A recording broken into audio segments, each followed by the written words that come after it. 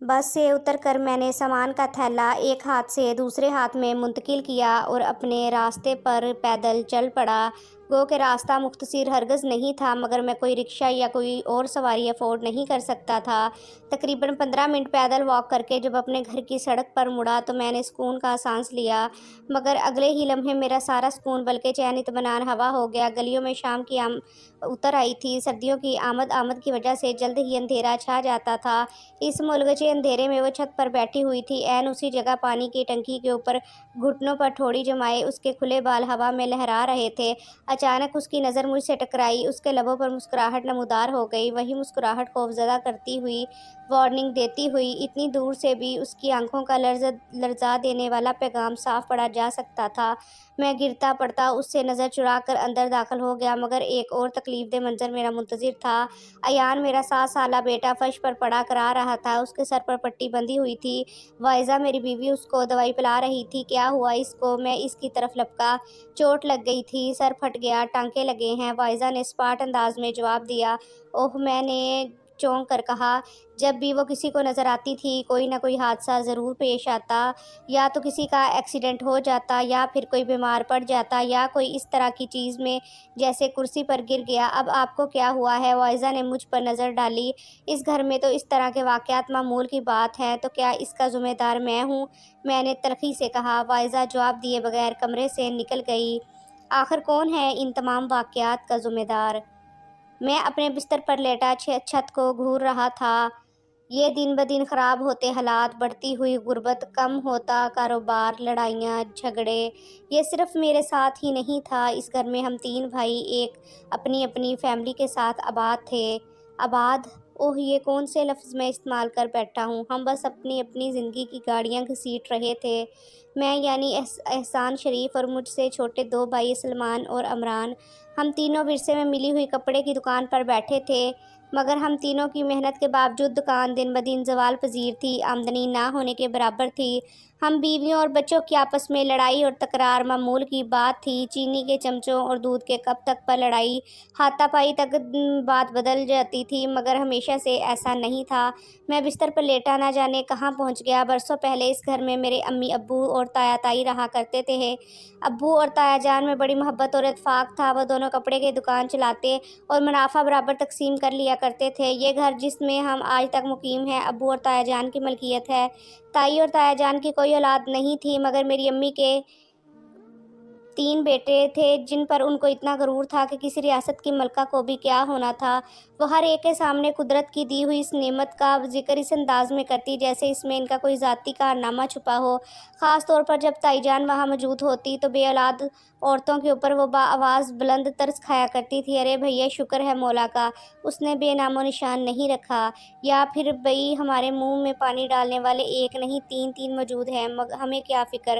वो ताईजान पर नज़र डालती, फ़िक्र तो वो करें जिनके आगे पीछे कोई ना हो। ताईजान हमेशा खामोश रह जाती। ज़ाहिर है जवाब में उनके पास बोलने के लिए था भी क्या। मुझे याद पड़ता है जब हम छोटे होते तो ताईजान हम सबको यानी हम भाइयों को बहुत प्यार करती थी। अपने हाथों से खाना खिलाती, तैयार करती, मगर अम्मी बहाने से हमें इनके पास से ले जाया करती और बार-बार हमारी नज़र उतारती। ऐ खुदाया, मेरे बच्चों को बुरी नज़र से बचाए, वो आवाज़ें बुलंद कहा करती।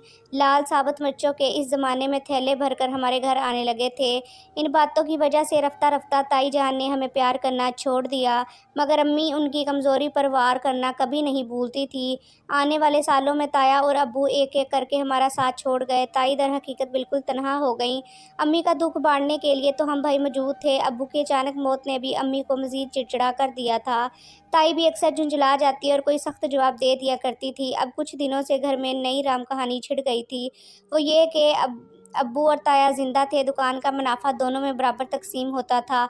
उनकी मौत के बाद दुकान हम भाइयों ने सँभाल ली। अब अम्मी का कहना ये था कि मुनाफे पर ज़ुबैदा यानी ताईजान का कोई हक़ नहीं। वही घर में रहती है, खाती है, पीती है, और क्या चाहिए, हम कौन-सा इससे किराया माँगते हैं। ऐसे ही एक दिन अम्मी ने कहा, ये घर जितना तुम्हारा है फ़र्त उतना ही मेरा भी है। तुम होती कौन हो मुझसे किराया माँगने वाली। ताई अपने कमरे से निकल आईं। और जहाँ तक बात है खाने-पीने की, तो एक वक़्त का खाना मैं बनाती हूँ, बर्तन धोती हूँ, तो क्या खाऊँ भी नहीं। उन्होंने हिसाब बराबर किया। दुकान मेरे लड़के सँभालते हैं, इसके मुनाफे पर मेरा हक़ है। अम्मी अपनी बात पर अड़ी हुई थीं। दुकान आदि मेरे मरहूम शौहर की मलकियत है। ताई भी बज़िद रहीं, अगर तुम नहीं मानोगी तो मैं साथ ख़ानदान को इकट्ठा कर लूँगी, और अगर घर और दुकान बेच कर मेरा हिस्सा मुझे दे दो। और वो बात ख़त्म करके अपने कमरे में चली गईं। अम्मी के हाथों के तोते उड़ गए। इस पहलू पर तो उन्होंने गौर ही नहीं किया था कि अगर घर और दुकान बेचनी पड़ी तो ताई तो अकेली काफ़ी हिस्सा ले जाएंगी और हम खसारे में चले जाएंगे। चंद दिन अम्मी दिन रात सोचों में गुम रहीं। फिर एक रात उन्होंने हम तीनों भाइयों को अपने कमरे में जमा किया और दरवाज़ा अंदर से बंद कर लिया। फिर इस रोज़ के चंद दिनों के बाद सोची समझी स्कीम के मुताबिक आधी रात के वक़्त हम चारों ने ताई जान को अपने काबू में कर लिया। बेचारी कमज़ोर बूढ़ी ताई जान मैं आज भी लर्ज़ गया। हम तीनों भाइयों ने इनके हाथ पैर पकड़े और अम्मी ने तकिया इनके मुंह पर रख कर इस तरह दबाया कि वो एक आवाज़ तक ना निकाल सकी, और थोड़ी ही देर में उनका दम निकल गया। फिर हम सब मिलकर उनको उठाकर छत पर ले गए। छत पर कपड़ों की तार बंधी हुई थी। अम्मी और ताई कपड़े धोकर छत पर डाला करते थे। छत पर दीवार एक जगह से टूटी हुई थी। हमने ताई की लाश को वहां से गली में फेंक दिया और वापस नीचे आ गए। दूसरे दिन अम्मी ने मशहूर कर दिया कि ताई कपड़े उतारने ऊपर गई थी, शायद गली में झांकने लगी और पैर फिसला और गिर गईं और इनका इंतकाल हो गया। हस्बे तवक्का तीन कम उम्र लड़कों और उनकी घरेलू शादी माँ पर किसने कोई शक नहीं किया। ताई जान को दफना दिया गया और बस कहानी ख़त्म। क्या वाकई कहानी ख़त्म? मैंने करवट बदली। कहानी तो जैसे शुरू हुई थी। ताई जी इस घर से क्या रुखसत हुई, जैसे घर की खुशहाली, आफियत, सेहत सब रुखसत हो गई। घर के दरो दीवार जैसे नहूसत बरसाने लगे। दुकान जैसे मिट्टी बन गई। हम तीनों की दिन रात मेहनत के बावजूद बमुश्किल दाल रोटी का बंदोबस्त हो जाता, और सबसे बढ़कर हर तीसरे दिन किसी का बीमार पड़ जाना या कोई एक्सीडेंट हो जाना या कोई ऐसा ही तकलीफ दे वाक़या।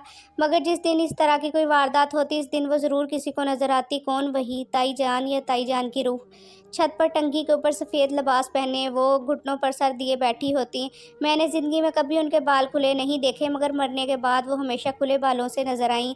आधे सफ़ेद आधे काले बाल। जब कभी किसी से इनकी नज़र टकरा जाती, उनके लबों पर मुस्कुराहट बिखर जाती, जान निकाल लेने वाली मुस्कुराहट। और उस दिन ज़रूर हमारे घर में कोई हादसा रोनमा होता। अपनी मौत या अपने कत्ल के चंद दिन बाद ही वो नज़र आने लगी थी, सिर्फ अम्मी या हम तीन भाइयों को। इसके अलावा वो किसी को नज़र नहीं आती थी। यहाँ तक कि कभी हमारी बीवियों या बच्चों को भी वो नज़र नहीं आई।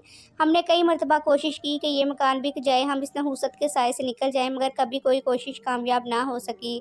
और उसका तो सवाल ही नहीं था कि घर बेचे बगैर कहीं और शिफ्ट कर जाएं। घर में खाने पीने तक की तकलीफ थी। ना जाने कैसे हम भाइयों की शादियां और फिर बच्चे हो गए।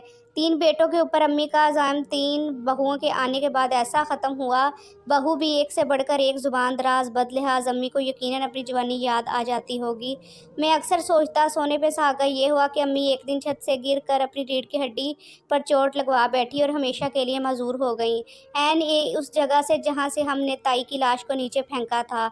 ना जाने किस तरह अम्मी का पैर फिसला और बस अब वो सिर्फ बिस्तर पर पड़ी छत को घूरा करती थी।